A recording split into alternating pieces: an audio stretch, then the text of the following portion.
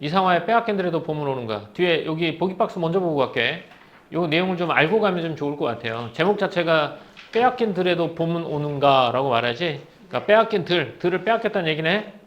시대적 배경이 언제겠어요? 일제강점기. 그래요. 여기서 그럼 들이 뜻하는 건 뭐겠어? 빼앗긴 들. 그렇지. 우리 국토. 그럼 이렇게 들로서 국토 전체를 나타냈네. 무슨 법일까요? 제목에서 느껴지는 건? 여기서 들은 들판이잖아. 들판이 단순히 들판을 뜻하는 게 아니라 우리 국토를 뜻해요. 부분으로서 전체를 대표하는 거. 무슨 법? 대유법. 예, 대유법입니다. 그래서 빼앗긴 들, 우리의 빼앗긴 국토에도 봄은 오는가라고 했는데 이때 봄이 두 가지 의미겠죠. 빼앗긴 들에도 봄은 오는가. 첫 번째 봄은 무슨 의미? 광복을 뜻하는 거고 또 하나의 봄은 그냥 계절적 배경으로서의 봄이 되는 거야. 그래서 이 작품은 앞에는 어떻게 구성이 되어 있냐면 국토를 잃은 상황에서 계절적인 뭐가 온 거야? 봄이 오는 거야. 그러니까 이 제목 자체가 야 나라를 빼앗겼는데도 봄은 오는 거야? 이런 뉘앙스일 수 있겠죠. 또 하나는 우리의 빼앗긴 들판에도 봄은 올까? 라는 거겠죠. 두 가지 의미로 볼 수 있습니다. 하나는 이제 계절적 배경으로서의 봄이니까. 그래서 이제 처음에는 고통스러운 현실, 일제강점기 현실을 노래하고요. 두 번째는 그런 일제강점기 현실 속에서도 아름다운 계절적 배경으로서의 봄이 왔어요. 근데 그 봄을 즐기는 거야. 근데 그 봄을 즐기면서도 마음속에 뭐가 남아있어? 답답함이 남아있는 거야. 그 답답함의 원인은 어디가 되겠어? 나라를 빼앗겼기 때문이 되겠지? 그렇게 돼. 그 다음 아름다운 봄 경치에 끌려 몽상의 상태가 돼. 몽상의 꿈결이야. 꿈길을 걷듯 아름다운 들판을 걷는 거야. 근데 이때의 들판의 모습은 생명력 넘치고 아름다운 모습이 될 거야. 그래서 그런 국토에 대해서 아름다움과 애정을 표출하게 되는 거지. 그러면서 마지막에 뭐래요? 봄조차 빼앗기겠네 라고 말하죠. 이러다가 빼앗긴 들 빼앗겼는데 이제 뭐같이 빼앗길 것 같아? 봄조차 빼앗길 것 같다라고 말하죠. 그럼 이 사람은 광복에 대한 희망이 어떻게 돼가는 거야? 사라져가는 것에 대한 안타까움이 나타나겠죠. 어쨌든 이 작품은 국토의 국권 상실 상황 속에서 국권을 회복하는 어떤 소망을 드러내는 작품이라고 봅니다. 읽어볼게요. 화자의 정서는 고통스러운 현실을 인식합니다. 이 고통스러운 현실 어떤 현실이라고? 그렇죠. 일제강점기야. 인식하고요. 아름다운 봄 경치에 끌려서 몽상의 상태, 꿈길을 걷듯 봄 들판을 걸어갑니다. 하지만 이 안에서도 뭘 느끼게 되냐면 답답함을 느끼게 됩니다. 여기는 안 나와 있지만 답답함을 느끼게 돼요. 그 답답함의 원인이 뭐라고요? 나라를 빼앗긴 상황에 대한 답답함이야. 그러다가 국토의 아름다움에 대한 애정을 표출하죠. 아름다운 국토의 모습을 묘사합니다. 그리고 그것에 대한 애정, 생명력 넘치는 국토에 대한 애정을 보여줘요. 그러다가 마지막에 어떻게 돼? 현실을 재인식합니다. 지금은 남의 땅입니다. 현실을 재인식하죠. 그리고 위기의식을 느끼죠. 뭐조차 빼앗기겠네? 봄조차 빼앗기겠네라는 위기의식을 느끼게 됩니다. 자, 이렇게 됐고, 이를 이제 대칭적 구조로 제시하고 있는데, 니네가 잘 봐야 돼. 그러니까 대칭이 완벽하게 이루어지는 것 같지는 않아요. 지금 선생님 보기에는. 완벽하게 이루어지는 건 1연과 11연이죠. 1연에서 질문을 던집니다. 뭐라고 던집니까? 본문 보세요. 앞에 보면서 1연에서 질문을 뭐라고 던집니까? 지금은 남의 땅. 아니야. 지금은 남의 땅. 빼앗긴 들에도 봄은 오는가? 라고 물어봤죠? 자, 그 물음이 1연에 나오죠. 11연에서는 답을 내줍니다. 어떻게? 지금은 남의 땅. 뭐 하겠네? 봄조차 빼앗기겠네. 라고 말하죠.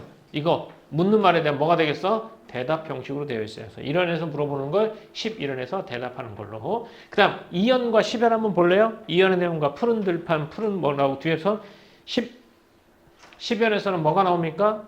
푸른 서름, 푸른 웃음 나오죠? 이렇게. 그래서 대칭을 이루고 있고요. 그 다음 매든하고 매든도 3연하고 9연도 이렇게 대칭이 이루어졌다고 봅니다. 근데 이거 얼핏 봐서는 대칭이 잘 안 보일 수도 있는데 이런 것도 그냥 외워두도록 하세요. 내신에서는. 알겠죠? 자, 그러면 이렇게 됐고 질문에 대한 대답을 이루는 의식 변화 과정을 보여주고 있다라고 했죠. 의식 변화 과정. 처음에는 희망을 갖고 국토에 대한 애정, 뒷부분에서는 뭐가 나온다고요? 위기의식. 이렇게 되겠죠. 자, 그러면 본격적으로 글을 한번 가보도록 합시다. 시를. 자, 빼앗긴 들에도 봄은 오는가? 무슨 법이라고요? 여기서 빼앗긴 들, 이 들판이 무슨 법? 대유법. 대유법의 대자는 무슨 대자냐면 대표하다라는 뜻이야. 그러니까 대표적인 걸 들어서 빗댄다라는 뜻이겠지. 들판 하나를 가지고 국토 전체를 비유하는 거. 대유법. 그리고 얘는 어떻게 설명한다? 부분이 뭘 나타낸다는 거야? 전체를 나타낸다는 거죠. 이런 것들 어디 있을까요? 이런 표현법 비슷한 거 혹시 아는 거 있나요? 막 만들어도 줘요. 부분으로서 전체를 나타내는 거 뭐 있을까요? 한번 예를 한번 들어봐. 생각나니까 질문하면 조용해져요. 그죠? 우리는 질문만 하면 조용해집니다. 대표적인 게 뭐 있겠어요? 학원 문 닫았어. 이렇게. 무슨 뜻이에요? 학원 문 닫았어 라는 말은 폐업했다는 의미가 되겠죠? 그렇게. 그러니까 학원 문도 닫아야 되고 폐업 신청도 해야 되고 뭐 다 해야 되잖아. 근데 그 하나의 행위를 통해서 우리 집 가게 셔터 내렸어. 이런 거. 부분으로서 전체를 나타내는 거. 이게 대유법에 해당합니다. 얘가 좀 살벌했나? 자, 다음 첫 번째 갑시다. 지금은 남의 땅 빼앗긴 들에도 봄은 오는가 라고 말했죠. 빼앗긴 들 식민지하의 국토 이거겠죠. 선생님 필기가 좀 웬만한 건 되어 있어요. 추가하는 것만 조금만 추가하도록 할게요. 지금은 남의 땅 빼앗긴 들에도 봄은 오는가 라고 물어봤어요. 국권 침탈에 대한 인식이죠. 이건 현실 상황에 대한 인식입니다. 현실 상황에 대한 인식이 되겠죠. 그 다음에 뭐라고 하냐면 꿈꾸듯 봄 들판을 걷는다라고 말을 했죠. 나는 온몸에 햇살을 받고 봄 햇살을 받고요. 푸른 하늘, 푸른 들이 맞붙는 곳으로 푸른 하늘과 푸른 들판이 맞붙는 곳 우리는 그것을 뭐라고 부릅니까? 지평선이라고 부르겠죠. 지평선을 향해 가르마 같은 논길을 따라 꿈속을 가듯 걸어만 갑니다. 이렇게. 국권을 상실한 상황에서 아름다운 봄 들판을 꿈길을 걷듯 걸어가는 거야. 이 몽환적인 몽이 무슨 뜻이에요? 꿈몽자고 화는 환상적이에요. 꿈꾸듯 환상적인 분위기를 나타내는 거죠. 가르마 같은 논길을 따라서 꿈속을 가듯 걸어만 갑니다. 라고 하죠. 근데 내가 여기 이 길을 걷고 있는 이유를 알아 몰라? 몰라. 왜? 그냥 꿈을 꾸듯 걸어가는 거야. 지평선을 향해서. 그래서 물어봅니다. 입술을 담은 하늘아 들아. 입술을 꽉 담은 하늘아 들아 라고 했죠. 하늘아 들, 혹격조사죠. 그죠? 혹격조사고 하늘과 들은 원래 사람 말을 알아들을 수 있어요? 없어요? 없어요. 그런 사람 말을 알아들을 수 없는 대상에게 호칭을 붙였죠. 이런 건 무슨 법이라고 하냐면 돈호법이라고 말을 합니다. 그리고 말을 건네는 방식이 되겠죠. 그러면 사람 말을 알아듣지 못하는 대상에게 말을 걸었어요. 그럼 대상을 뭘로 인식한다는 얘기니? 그렇지. 사람으로 인식한다는 거지. 그러니까 여기 무슨 법도 쓰였어? 의인법도 쓰였죠. 의인법도 쓰였습니다. 입술을 담은 하늘아 들아 내 맘에는 나 혼자 이곳에 온 것 같지는 않구나. 나 혼자 온 것 같지는 않구나. 네가 끌었느냐? 하늘아 들아 네가 날 여기로 끌었느니? 아니면 누가 부르더냐? 라고. 내가 이 봄 들판에 왜 온 거지? 하늘아 들아 네가 날 여기 오라고 한 거야? 아니면 누가 날 불렀어? 라고 말하는 거야. 내가 여기서 뛰쳐나온 이유를 모르는 거야. 그래서 뭐라고 합니까? 답답하구나. 말을 해다오. 이렇게. 근데 여기서 이 답답하다 말을 해다오라는 건 그럼 얘가 원하는 말이 뭐냐면 이 국권 상실의 상태에서 나는 이 봄 들판을 왜 뛰쳐나온 거야? 말 좀 해봐. 라고 말하는 거야. 그런데 그 하늘아들이 말을 해 안 해? 말을 하지 않죠? 거기서 느끼는 심정이 어떤 심정? 답답함을 느끼는 심정이 되는 거야. 이렇게. 자, 여기까지가 이제 2연 3연인데 아름다운 이제 봄 경치에 이끌리지만 답답한 심정. 여기 컴마가 딱 찍혔으면 아주 좋겠죠? 침탈에 대한 인식 이렇게 되겠습니다. 자, 시는 항상 시뿐만 아니라 소설이든 비문학이든 시험에 내신에 나오는 것들은 머릿속으로 구성이 그려져야 돼요. 첫 번째, 국권 침탈의 상황 속에서 광복은 될까? 봄은 올까? 라고 의문을 던지게 되죠. 그렇죠? 그런 상황에서 실제 계절적인 봄은 왔지. 그 봄길을 몽환적이라고 했어요. 꿈을 꾸듯 들판으로 달려 나왔어. 그리고 하는 말이 하늘아 들아 네가 나 불렀니? 나 여기 왜 온 거야? 이 일제강점 현실 속에서 내가 왜 봄 들판을 뛰어야 되는 거지? 말 좀 해봐. 답답하다. 말 좀 해봐. 라고 말하죠. 여기서 화자의 답답한 심리가 드러나 있겠죠. 좀 더 가볼까요? 자, 봄 들판. 그 다음에 아까 그 보기 박스가 아니라 뒤에 있는 작품 해설 봤지? 거기서 그 다음에 뭐가 나오니? 국토의 아름다움에 대한 뭐가 나왔어? 빨리 넘겨봐. 아까 뒤에서 뭐 했어? 두 번째 구성이 국토의 아름다움에 대한 국토의 아름다움에 대한 뭐가 나와? 애정이 나오겠죠. 그럼 여기가 국토의 아름다움에 대한 애정이야. 근데 그 국토가 왜 아름답냐면 생명력이야. 가장 큰 건 생명력. 그리고 포근함. 그리고 모성적 이미지가 나오게 돼요. 여기서 한번 가볼까요? 바람은 내 귀에 속삭이며 라고 했죠. 바람이 내 귀에 속삭여. 속삭일 수 있는 건 누구밖에 없다고요? 사람밖에 없지? 무슨 법? 의인법. 바람은 내 귀에 속삭여. 야, 한 발자국도 섰지 마. 옷자락 흔들고, 종달새는 울타리 넘어. 종다리는 종달새예요. 새. 종달새는 울타리 넘어. 아씨같이 구름 뒤에서 반갑게 웃네라는 거야. 자, 그럼 여기서 대상을 한번 가보면 일단 요거는 체크는 굳이 안 해도 돼요. 대상을 한번 가볼게요. 첫 번째가 바람, 종달새입니다. 바람은 내 귀에 속삭입니다. 뭐라고? 야, 섰지 마. 빨리 가. 하면서 내 옷자락을만 흔들어요. 근데 종달새는 울타리 너머의 아씨. 어떻게 보겠니? 울타리 너머에서 아씨가 예쁜데 잘생겼는데 이렇게 보겠지. 그래서 아씨같이 구름 뒤에서 반갑게 웃네. 그러니까 종달새는 구름 뒤에서 반갑게 나를 보고 웃어요. 그 다음에 뭘 봐? 바람 받고 종달새 받고 그 다음 뭐? 고맙게 잘 자란 보리바타. 그 다음 보리밭 나오죠? 간밤 자정이 넘어 내리던 고운 비로 간밤에 비가 왔나 봐. 그 비로 보리밭이 어떻게? 윤기가 자르르 흘러요. 얼만큼 윤기가 흐르냐고? 3단 같은 머리를 감았구나 라고 말했죠. 여성적 이미지가 나와 있는데 여기서는 여성적 이미지하고 모성성이 잘 나오는데 이 두 개를 함께 봐요. 그러니까 여성적, 모성적, 뭐 포용력, 생명력 이런 것들을 보긴 해요. 이렇게. 그래서 여기서도 첫 번째가 너는 3단 같은 머리를 감았구나. 내 머리조차 가뿐하다라는 거야. 그러니까 봄 들판에 가는데 보리밭이 어젯밤에 내린 비로 이파리가 촉촉한 거야. 생명이 이렇게 팔팔 거리고 있어. 그걸 보니까 야, 너 진짜 고맙게 잘 자랐구나. 그리고 내 머리조차 가뿐하다. 네가 비에 머리 감은 것처럼 내 머리도 가뿐하다. 이렇게. 자연과 내가 어떻게 된 거야? 동화된 거야. 혼자라도 가쁘게나 가자. 마을로는 않고 도는 착한 도랑이. 자, 여기선 이제 또 뭐 봐요? 도랑을 보는 거야. 도랑, 냇가죠, 냇가. 도랑이, 마을론을 안고 도는 착한 도랑이. 자, 뒤에 볼까요? 그럼 가볼게. 젖먹이 달래는 노래를 하고 쟤 혼자 어깨춤만 추고 간대. 야, 나 혼자라도 기쁘게 가자 하면서 도랑이, 노를 떠는 도랑이 혼자 흘러가는 거야. 근데 젖먹이, 어린아이를 달래는 노래를 하고, 이거 물소리겠죠? 물소리야. 달래는 노래를 하고 쟤 혼자 어깨춤만 추고 가네. 이렇게. 그러면 도랑이 신나게 가는 거죠. 근데 여기서 또 나와 있어요.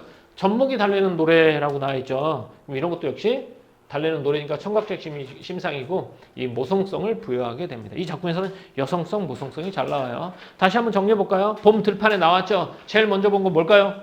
시 보고 대답해봐. 제일 먼저 본 거 뭐죠? 제일 먼저 본 거 뭐야? 아까 선생님 체크해줬잖아. 제일 먼저 본 거 뭐야? 바람.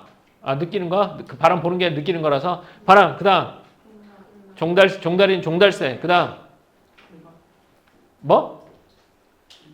보리밭. 그 다음 도랑. 이렇게 되는 거지? 도랑을 보는 거야. 이런 걸 통해서 봄 들판의 생명력과 어떤 모성성 이런 것들을 보는 거야. 그 다음 나비야 제비야 깝치지 마라. 재촉하지 마라. 나한테 나비야 제비야 빨리 가라고 재촉하지 마. 재촉하지 마라. 왜? 맨드라미 들막꽃에도 인사를 해야지. 아주까리 기름 바른 이가 시신매던 반매던이야. 반매던 그 들이라 다 보고 싶다. 야, 너무 재촉하지 마. 나 맨드라미들이 들막꽃에도 인사해야 되고 여기 동백기름 바른 이가 반매던 그 들판도 다 보고 싶다. 이렇게. 됐죠? 이렇게. 내 손에 호미를 쥐어다오. 내 손에 호미를 쥐어다오. 살찐 젖가슴과 같은 부드러운 이 흙을 이라고 해서 또 살찐 젖가슴과 같은 이라고 하면 역시 풍요, 모성성의 이미지가 자꾸 나와. 이렇게. 근데 이게 좀 이런 표현들을 보면 요즘 같은 시에서는 이런 표현들을 잘 안 써요. 왜? 응? 조금만 켜줘. 앞에 앉지 왜 뒤에 앉아가지고 이렇게. 같은 이니까 직유법이고요. 풍요와 살찐 젖가슴은 풍요를 상징하고 모성성을 존재로 형상합니다. 이 흙을 발목이 시리도록 밟아도 보고 좋은 땀조차 흘리고 싶다 이렇게.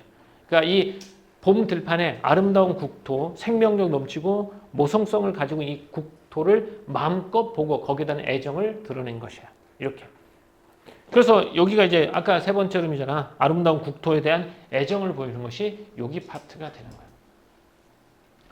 됐죠? 자, 다시 처음에는 국권 상실에 대한 상황을 인식하고요. 그지? 그리고 봄 들판을 몽환 쪽으로 뛰어갑니다. 그러다가 거기서 뭘 느껴요? 국권 상실로 인한 답답함을 느끼죠? 그런 상황에서도 들판에 봄이 왔어. 그 들판에서 들판에 이제 생명력, 모성성 이런 것들에 대한 뭘 느끼고 아름다움과 애정을 느끼게 되는 거야. 그치 승우야? 그치? 그런데 이렇게 국토가 일단 누구 땅이라고 일자? 빼앗긴 거지 이제? 왜 아직 덜 썼어 여기? 아니요, 아니 제 눈이 안 좋아요. 그러니까 다음 구현 가볼게요. 강가에 나온 아이와 같이라고 했어요. 강가에 나온 아이를 같이라고 나왔잖아. 직유법이잖아. 그러니까 이건 원래 이제 만약에 이게 수능이라면 이 말의 의미가 정확하게 알 수 없어요. 강가에 나는 아이가 무슨 뜻인지 어떻게 알아? 뭐 어떤 강가에 아이가 있어? 불안할 수도 있잖아. 그지? 불안할 수도 있고 그래서 불안한 이런 것도 해석이 다양하게 되니까 일단 여기부터 보는 게 아니라 여기부터 보는 거야. 짬도 모르고 끝도 없이 타는 내 호나라고 했죠. 그러니까 짬도 모르고 끝도 없이 달리는 내 혼이라고 했으니까 불안한 상황은 아닌 거야. 그지? 그래서 여기서는 뭘로 해석하냐면 철없는 아이와 같다라는 거죠. 철도 없이 위험한 강가에서 놀고 있는 거야. 그런 철없는 아이와 같이 짬도 모르고 끝도 없이 달리는 내 호나, 내 혼. 무엇을 찾느냐, 어디로 가느냐, 답을 하려무나 라고 나있죠. 그러니까 이 끝도 없이 봄 들판에 내 혼한테 물어보는 거야. 너 뭘 찾는 거야? 너 어디로 가는 거야? 우습다. 누가 우스운 거야? 누가 우스운 거야? 나 자신, 화자가 우스운 거지. 자기 자신을 비웃는 것인가? 이거 뭐가 되고? 자조가 되는 거죠. 자기 자신을 부정적으로 평가. 답을 하려무나 이렇게. 이것도 이제 일제강점기 현실 속에서 철없는 아이처럼 이런 봄을 즐기면서 무엇을 찾고 어디로 가니? 이렇게 말하는 거죠. 그래서 철없는 화자의 모습이 나와 있겠죠. 이렇게. 그다음 화자는 어쨌든 봄 들판을 뛰었죠. 봄 들판을 뛰었어. 그래서 나는 온몸에 풋내를 띠고 온몸에 풋내 자연과 동화된 상태야. 자연의 냄새를 띠고 푸른 웃음, 푸른 서름이 어우러진 사이로 라고 했어. 그럼 푸른 웃음과 푸른 서름이 어우러진 사이라고 했잖아. 이걸 한마디로 말하면 얘는 푸른 웃음과 푸른 서름이 어우러진 사이는 뭐가 되겠냐? 바로 봄 들판이 되겠지. 봄 들판을 보면서 화자는 뭘 느껴? 웃음, 기쁨과 서러움, 슬픔을 동시에 느끼는 거지? 그럼 여기서 서러움에 느끼는 원인은 뭐 때문이야? 이 화자가 서러움을 느끼는 이유는 뭐 때문이야? 그래, 국권을 상실해서 그런 거지. 그럼 여기서 웃음을 띠는 이유는, 기쁨을 느끼는 이유는 뭐야? 이 봄이온 국토에 대한 기쁨이겠지. 이렇게. 그래서 이렇게 서로 모순되는 감정이 함께 나오네요. 무슨 법이라고요? 역설법이죠. 이런 것들은 역설법은 시험에 무조건 나와요. 내신에서 100% 나옵니다. 안 나올 수가 없어요. 안 내면 그게 이상한 거야. 예? 이건 맞추라고 내는 문제고 공부 안 하면 그냥 틀리라고 내는 문제가 되겠죠. 이렇게 어우러진 사이로 역설법, 봄을 즐기는 기쁨하고 나랄린 슬픔의 복합적인 감정이 여기 나와 있는 거야. 자, 푸른 웃음, 푸른 서름이 어우러진 사이로 다리를 절며 하루를 걷는다라고 했죠. 여기서 다리를 절며라고 하면 일단 다리가 전다는 얘기는 왜 저러겠어? 다리 한쪽이 불편하다는 얘기가 되겠죠? 한쪽 다리를 저는 거니까. 이건 여기서는 정서적 불균형이라고 말합니다. 감정의 부조화. 슬픔과 기쁨의 복합적인 감정을 느끼는 거잖아. 정서적인 불균형을 통해 하루를 걷는 아마도 봄 신령이 지폈나 보다 이렇게. 그래서 다리를 절면은 감정의 부조화로 인한 내면 갈등을 뭘로? 몸으로 표현한 거야. 다리를 절며 슬픔과 기쁨을 복합적으로 느끼는 내면의 복합적 내면, 정서 불균형을 뭘로 느낀다? 몸으로 느끼게 되는 거죠. 이렇게 되는 거야. 자, 여기까지는 이제 우리 국토에 대한 아름다움, 뭐라고요? 푸른 웃음. 그 다음, 일제강점기의 암담한 현실, 뭐가 되겠어? 푸른 서름이 되겠죠. 이런 거 두 개가 공존하니까 그로 인해서 빚어진 뭐를? 부조화를 한결은 표현이 되겠죠. 여기는 이제 암담한 현실에 대한 깨달음이 다시 한번 시기겠죠. 자, 다음. 그러나 봄 아름다운 얘기했지. 하지만 그러나 전환이죠. 그러나 지금은 들을 빼앗겨 봄조차 빼앗기겠네라고 했죠. 여기서 봄은 뭘 뜻한다? 광복에 대한 희망 이런 것들이 되겠죠. 그래서 이건 지금 일연에서 물어봤죠. 빼앗겠는데도 봄은 오는가? 지금은 들을 빼앗겨 봄조차 빼앗기겠네라고 했죠. 그래서 위기의식을 반영하는 거죠. 광복의 도래가 어려울 수도 있다. 이렇게 되는 거예요. 그런데 그럼 이 사람은 광복에 대한 소망이나 희망이 없는 거야? 소망이 없는 거야? 염원이 없어요? 아니죠. 광복에 대한 염원이 있어요. 근데 그 봄조차 빼앗길 것 같은 두려움인 거야.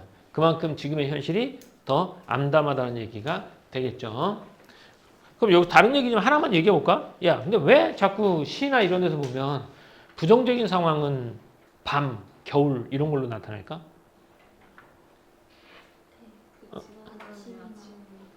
맞아요. 그러니까 부정적인 상황은 겨울, 밤 이렇게 쓰는 이유는 일단 춥고 답답하고 앞이 안 보여.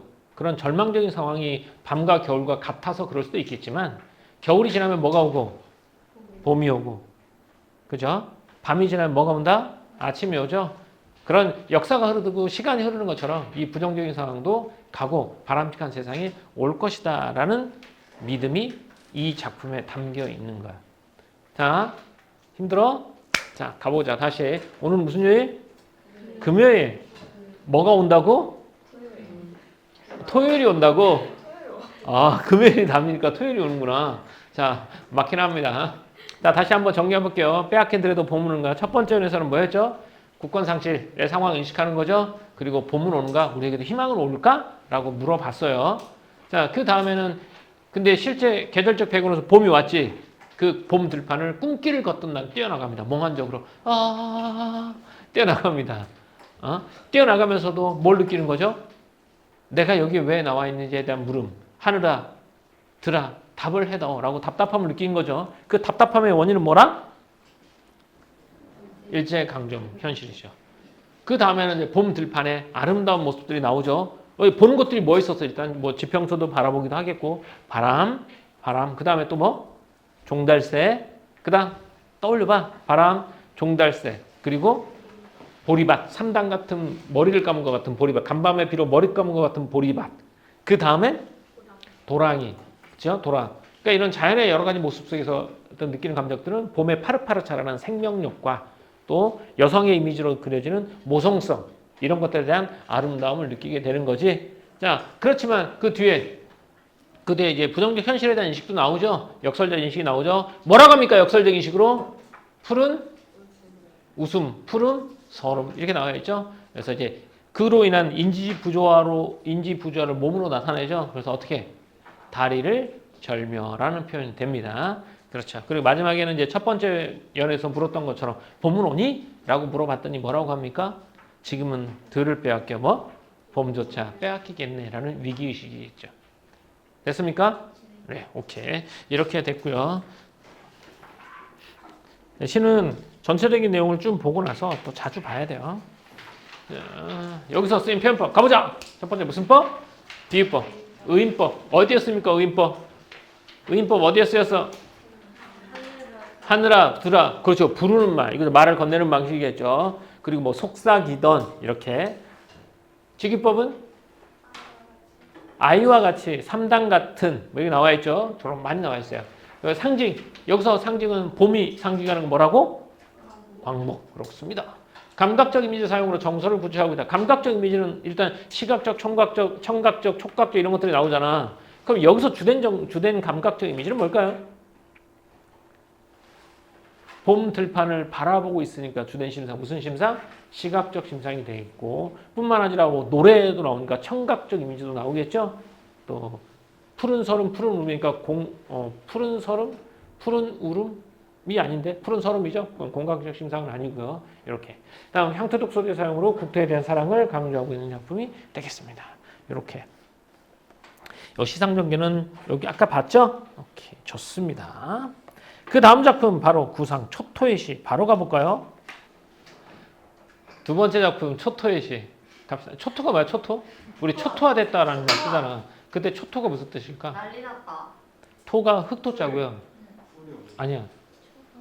뭐야? 타버린 땅, 타버린 땅. 다 타버린 땅. 그러니까 불에 탄 땅이야. 불에 탄 땅. 그죠? 초토의 시니까 초토의 시 1부터 15까지 이렇게 있는 건데 가장 유명한 시는 초토의 시 1과 8. 여기는 이제 초토의 시 1과 8이 가장 유명합니다. 그러니까 불에 탄 땅에 대한 시니까 이 작품의 배경은 언제가 될까요?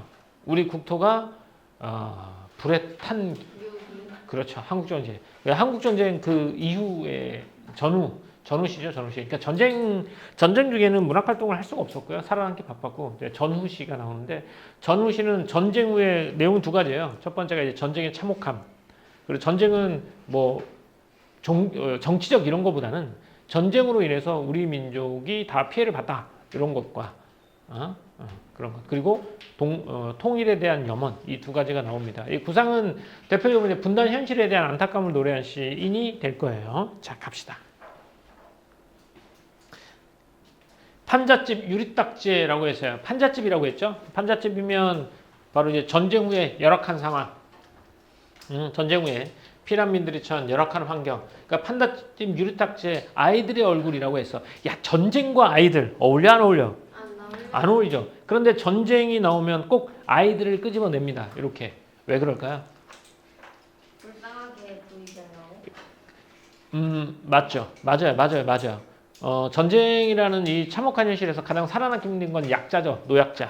근데 그 중에서도 아이들은 이제 순수함이 있기 때문에 그래서 순수하고 연약한 아이들을 등장시킴으로써 전쟁의 참혹함과 어떤 불순함 뭐 이런 것들을 강조하기 위해서 어린아이를 내세운 거야.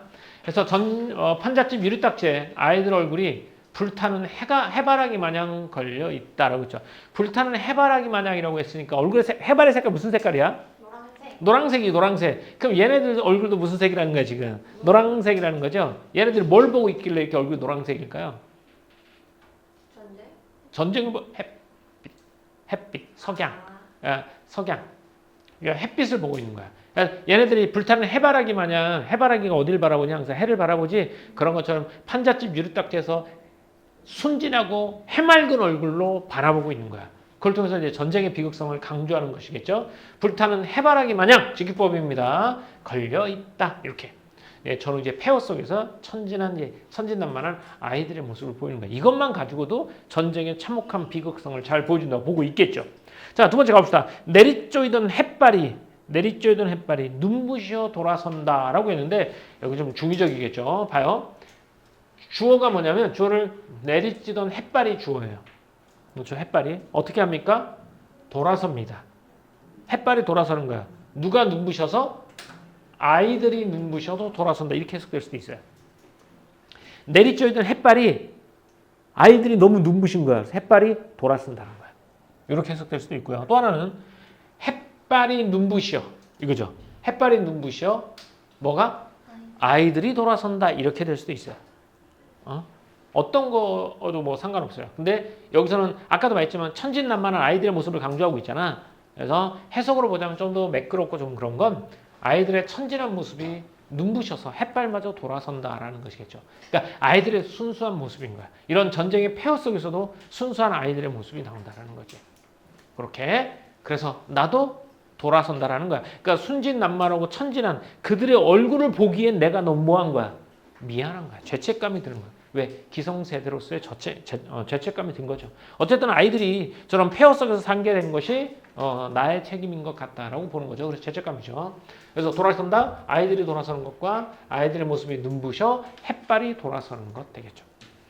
그러니까 전쟁의 폐허 속에 자라는 순수한 아이들을 보면서 뒤에 울상이 된 그림자, 나의 뒤를 따른다라고 했죠. 울상이 된 그림자가 어떻게 해요? 울상이겠죠. 무슨 법이에도 비유법이 됩니다. 그리고 울상이니까 의인법이 되겠죠. 그리고 화자의 감정을 직접적, 간접적?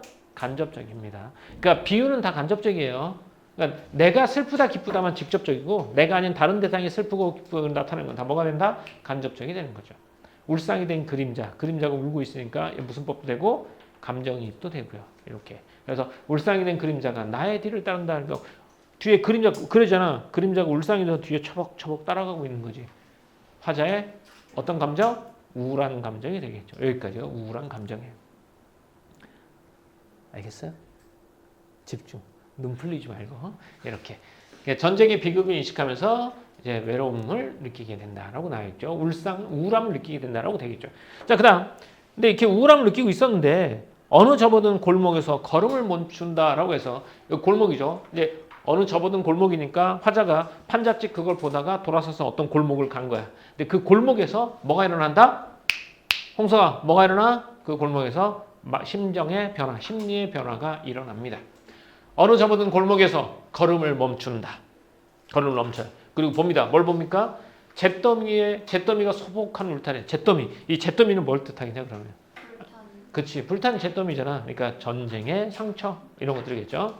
전쟁의 상처가 소복한 울타리에. 그러니까 여기서 울타리도 결국은 진짜 그 단순한 울타리를 뜻하는 게 아니라 우리 국토가 될 수도 있겠죠. 이것도 무슨 법이라고 그러면? 대유법이 되겠죠. 잿더미가 소복한 우리 국토에 뭐가 있어서 개나리가 망을 졌다라고 했죠. 오늘 선생님은 창녕고등학교 후문 갔었는데 거기 보니까 개나리가 폈더라고요. 벚꽃도 피고. 봤나요? 아니요. 보고 싶지 않아요, 딱히. 아니 학교가 아니라 학교 바깥 도로에 펴 있더라고. 그러니까 봄이 되면 노랗게 개나리가 펴 있더라고요. 그럼 꽃이니까 뭘 뜻하겠어? 개나리가 망을 졌다? 봄이 올 것이라는 희망이 되겠죠? 그럼 전쟁의 폐허 속에서도 뭐가 된다는 거야? 이런 폐허를 이겨낼 희망이라고 보는 거야. 근데 꽃이 활짝 핀 게 아니야. 꽃이 핀 게 아니라 뭐야 이거? 망울 졌죠. 꽃망울이 딱 이렇게. 이 망울 졌다는 얘기는 곧 뭐 한다는 거니? 핀다는 거죠. 그래서 꽃망울은 뭐 긍정적인 상황이 된 게 아니라 긍정적인 상황이 될 가능성이라고 보는 거지. 그러니까 여기서는 뭘 발견한 거야?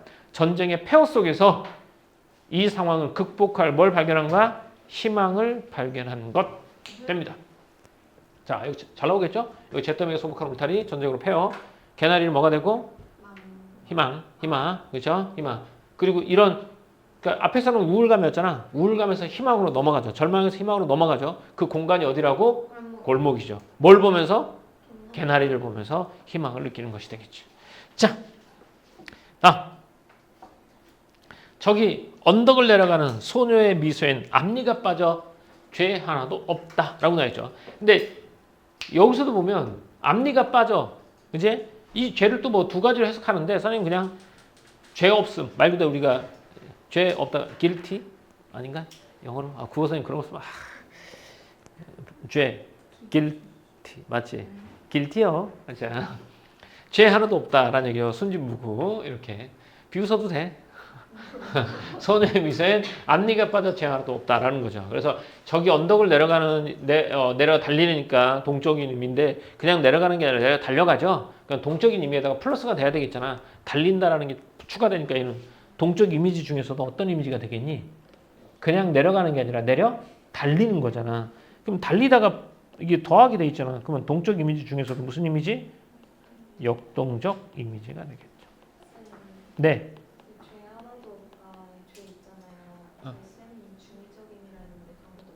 중의적이라고 설명을 했어요? 네, 얘기했잖아. 이게 두 가지 의미를 쓰는데 굳이 뭐 그것까지 알아볼 필요가 없다라고 말하는데 저렇게 말하는데 죄가 우리가 했잖아. 야, 죄 뭐요? 라는 말이죠. 모두라는 뜻이거든요. 그런 것도 되고 여기서 아까 말했던 선생님이 guilty요 이렇게 볼 수도 있습니다. 그러니까 죄 하나도 없다는 얘기는 소녀의 미소에는 앞니가 빠져서 이가 하나도 없다라는 의미로 쓰거든요. 근데 문맥상 이 아이는 순수하잖아. 그러니까 이 전쟁의 책임에 아이는 자유롭죠. 그렇게 해서 이제 죄 하나도 없다라고 보는 게 문맥상 자연스럽긴 합니다. 근데 그렇게 중의적으로 하기도 합니다. 전혀 없다라는 의미로 쓰이기도 해요. 어쨌든 그러네. 임플란트.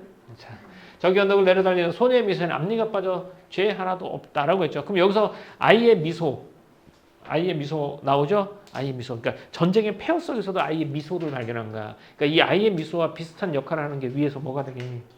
개나리가 망울져 있다. 그거랑 같은 의미를 가지게 되겠죠? 그렇죠? 자, 소녀와 순수한 미소를 보면서 정서가 어떻게 된다고? 전환되겠죠. 그래서 8월에서 나는 술 취한 듯 흥그러워진다라고 했죠. 술 취한 듯 기분 좋아지는 거야. 기분 좋아졌어? 술 취한 듯 기분 좋아졌어. 그러더니 어떻게 돼요? 그림자가 웃으며 어떻게 한다? 앞장을 선다. 이렇게. 근데 아빠는 그림자가 웃은 게 아니라 어떤 그림자였죠? 울상이 된 그림자가 뒤를 따른다고 했죠. 근데 이제는 뭐래? 그림자가 앞장을 서요. 웃으면서 이렇게. 그러니까 이 그림자를 통해서 나타나는 것. 앞에 있는 그림자 여기서 그림자 또 나오지. 그림자를 통해서 화자에 뭐가 바뀌었다? 정서가 바뀌었다라는 거겠죠. 우울함에서 뭘로? 우울함에서 뭘로? 희망적, 그죠? 희망을 발견하고 즐거워하는 그림자로 바뀌게 됩니다. 여기서도 이연과 대비가 되겠지, 그렇죠? 화자의 감정이 그림자 이입된 거고, 그리고 이제 소녀의 미소하고 어디에서 소녀의 미소와 개나리에서 뭘 발견한다? 희망을 발견한다가 되겠죠. 그래서 이제 조금 미래에 대한 희망을 느끼는 걸로 이렇게 시가 정리가 돼요. 이렇게 두 개의 시가 정리가 됐습니다. 됐나요? 됐어요? 오케이. 자, 그러면 다음 넘어가 볼게요. 여기는 X가 되겠고. 대조적 이미지로 전쟁의 비극석을 표현한다고 했는데 여기서 부정적 이미지로 그려진 거 뭐 있습니까? 전쟁의 폐허, 뭐 전쟁과 관련된 거. 부정적인 거 뭐 있죠? 잿더미, 또 판자, 또 판잣집, 또 그 두 개면 될까요? 그럼 여기서 긍정적 이미지를 나타내는 건 개나리하고 뭐 소녀의 미소 이런 것들이 되겠고, 그것만 대조가 아니에요. 그림자도 앞에선 울상이 된 그림자, 뒤에 어떤 그림자? 웃는 그림자. 이것도 뭐가 될 수 있다? 대비가 될 수 있다. 대비 대조 같은 말이에요. 대비 대조. 보통 이제 대비랑 대조랑 좀 차이가 있긴 해. 대비는 서로 다른 것을 견주는 거고 대조는 반대되는 걸 견준단 말이야. 그런데 문학에서는 대비 대조를 거의 같이 봐요. 이렇게. 자, 대조적 이미지 가죠. 다시 한번 갑시다. 판잣집 잿더미, 전쟁 참사고로 인한 절망과 비애고요. 개나리 소녀의 미소, 현실 극복의 가능성, 기대, 희망 이렇게 되겠죠. 다음 그림자의 길은 그림자가 두 번 나오죠. 울상이 되어 나의 뒤를 따르는 그림자, 이건 절망적. 웃으며 앞장서는 그림자, 그러면 긍정적이고 낙관적인 전망으로서의 소재. 오케이. 자, 됐고요. 요거 이제 적군의 묘지 앞에서 가장 유명한 초토의 시 8인데요. 이거는 만약에 학교에서 하게 되면 다시 한번 보도록 합시다. 자, 그냥 넘어가지 말고요. 우리가 피드백지 있죠? 피드백지 한 번만 살짝 짚어만 보고 갈게요. 1주차 피드백 가봅시다. 워크북 가봅시다.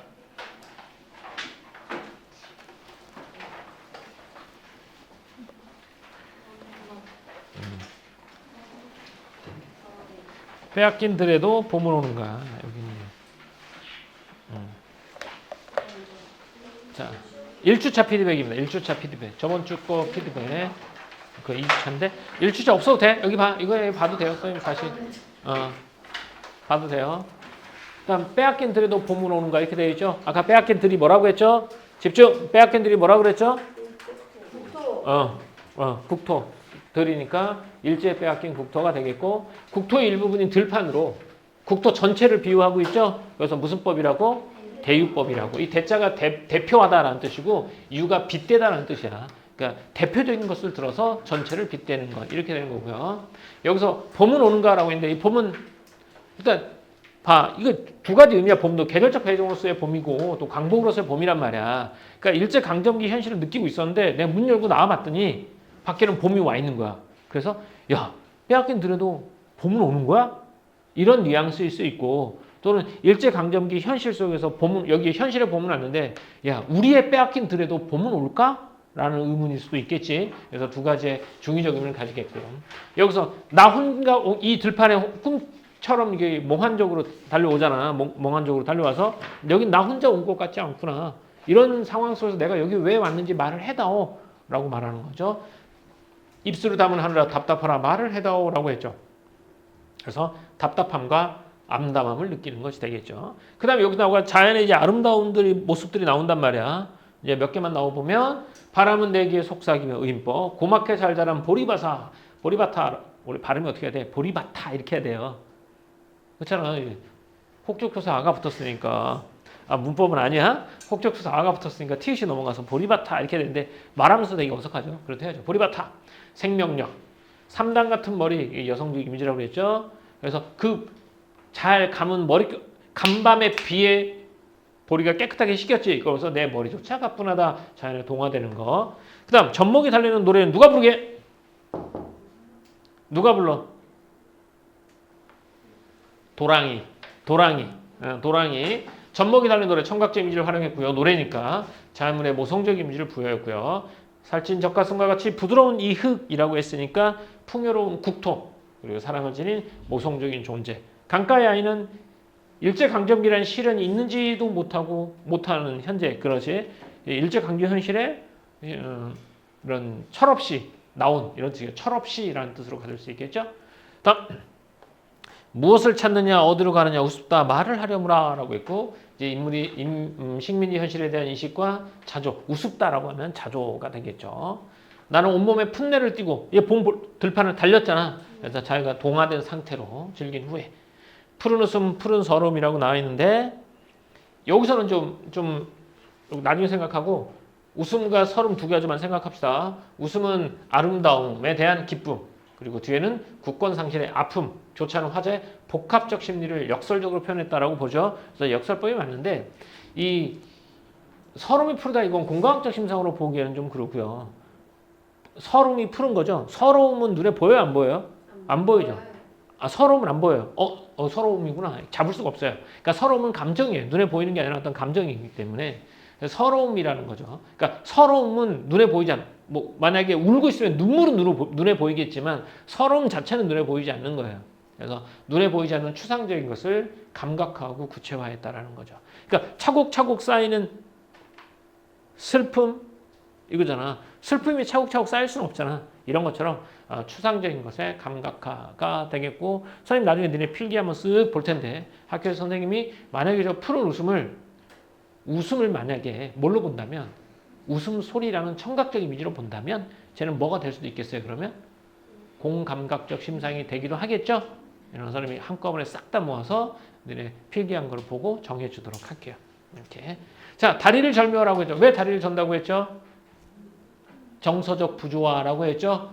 정서적 불균형이라고 했죠. 봄이 온 것에 대한 기쁨, 현실에 대한 절망, 푸른 웃음과 푸른 서름이야. 그래서 정서적 불균형이 어디로 나타나는가? 신체로 나타나서 다리를 절묘라고 말했고. 이렇게. 마지막 첫 번째 연에 대한 질문에 대한 대답이죠. 그러나 지금은 들을 빼앗겨 봄조차 빼앗기겠네. 그래서 국권을 상실한 상황에서 광복의 도료가 어려울 수도 있을 것 같다라는 위기의식을 드러내준다는 거. 이렇게. 자, 좀 더 가볼까요? 됐고, 여기 선생님 몇 개만 한번 해볼게요. 여기 있는 거 한번 해보도록 합시다.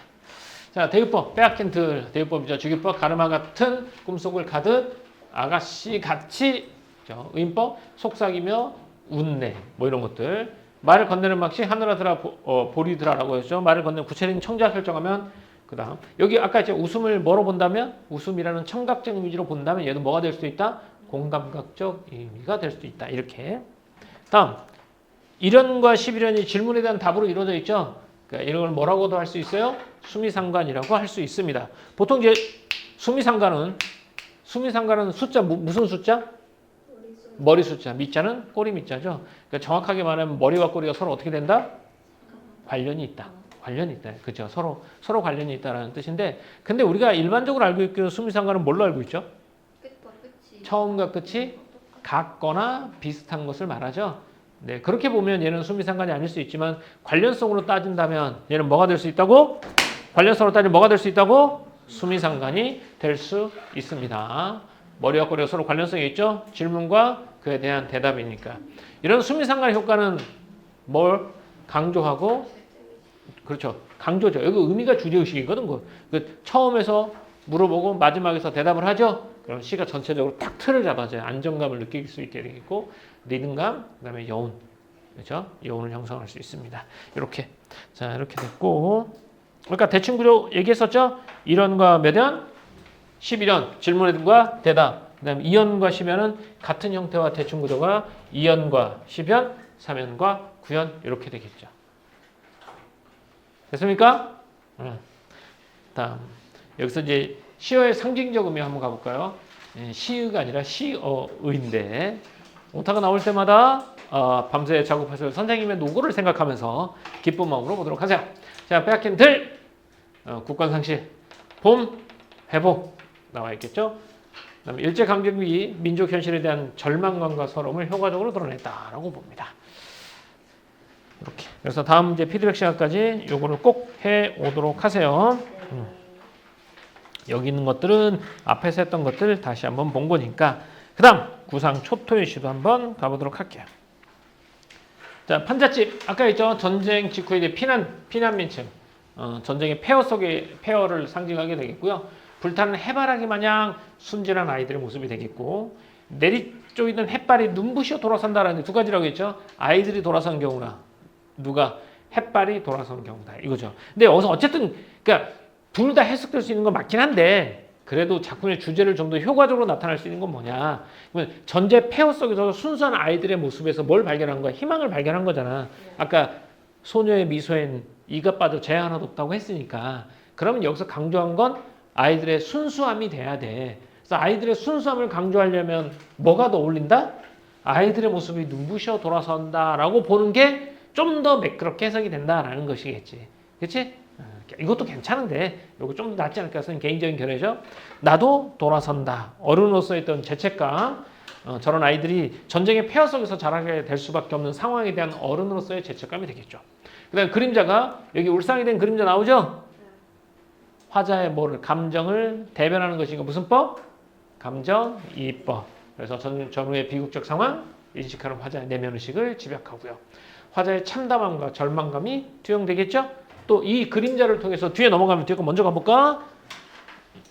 뭐라고 나옵니까? 그림자 웃으며 앞장선다라고 나와 있죠? 이게 대비를 통해서 여기서는 낙관적이고 꿈과 희망을 발견한 화자의 심정을 드러낸다라고 볼 수 있겠죠. 됐죠?